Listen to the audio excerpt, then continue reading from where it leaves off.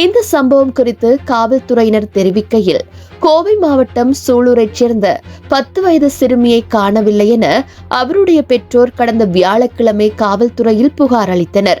இது குறித்து வழக்கு பதிவு செய்த காவல்துறையினர் அப்பகுதியில் உள்ள கண்காணிப்பு கேமரா காட்சிகளை ஆய்வு செய்தனர்.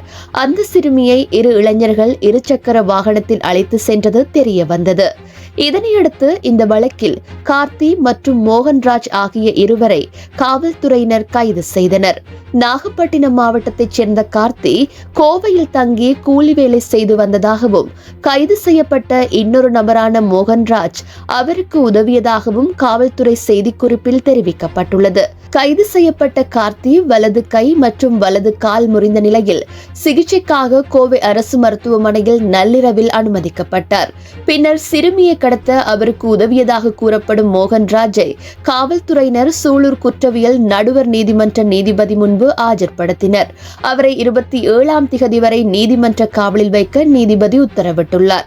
மேலும் குற்றவாளி கார்த்தி மருத்துவமனையில் இருப்பதால் அங்கு சென்ற போக்சோ நீதிமன்ற நீதிபதி கார்த்திக்கை வரும் ஜூன் 2ஆம் திகதி வரை நீதிமன்ற காவலில் வைக்க உத்தரவிட்டார்.